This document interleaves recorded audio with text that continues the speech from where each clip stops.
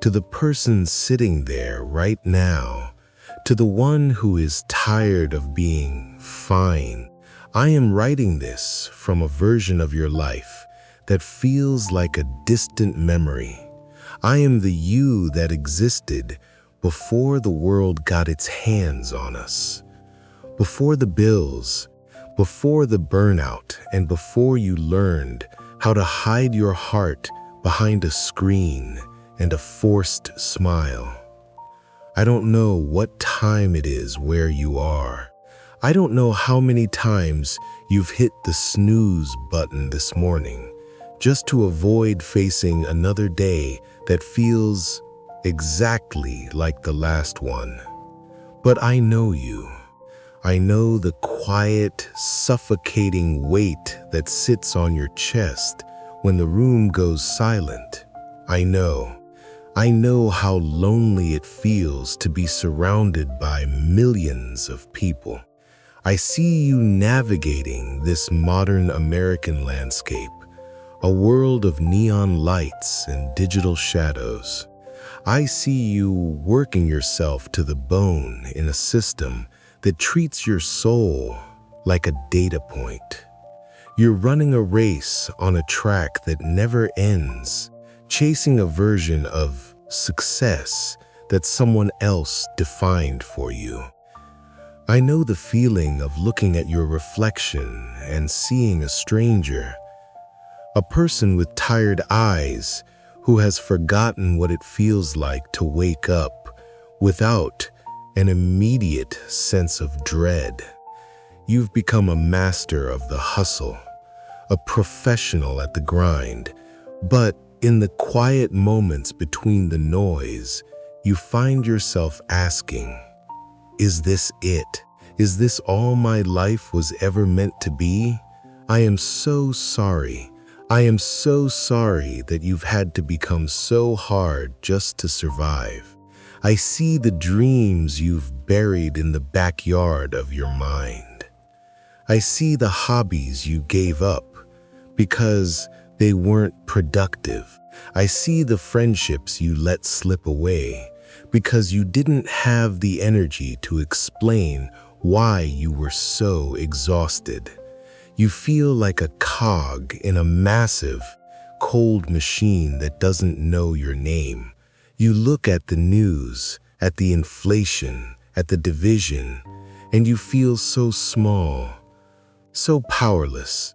You think you've betrayed me, don't you? You think the kid who used to believe the stars were just lanterns waiting to be grabbed is gone forever. You think you've traded your fire for a paycheck and a steady pulse.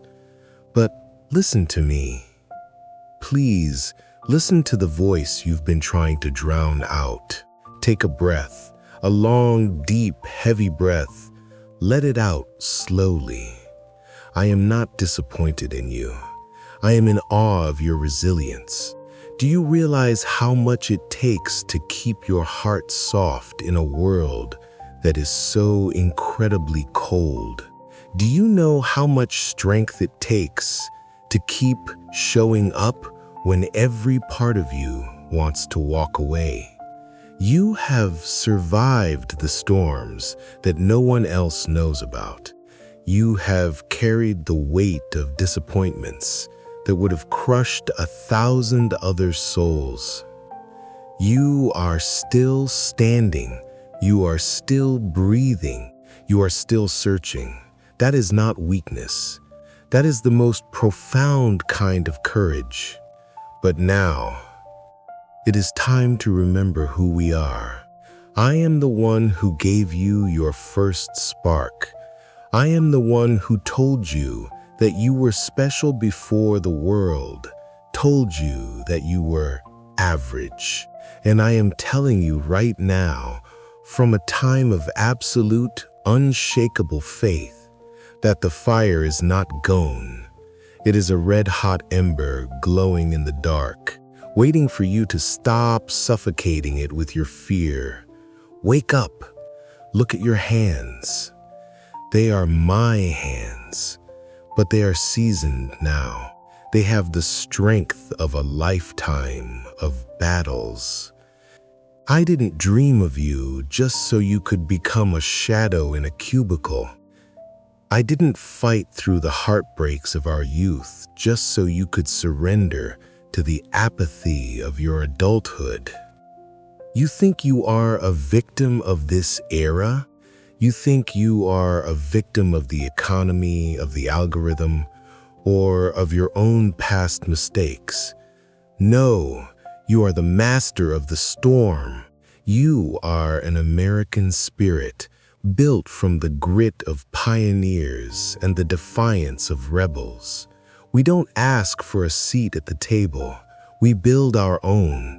We don't wait for the world to be kind. We demand that it recognizes our power. Stand up, square your shoulders. Let the world see that the light in your eyes isn't a reflection. It's a fire that you started yourself. Every struggle you've faced is just a stone in the road to your kingdom. The burnout is just proof that you have a power that needs a better purpose. The anxiety is just your soul telling you that you've been playing it too safe. The world wants you to stay tired.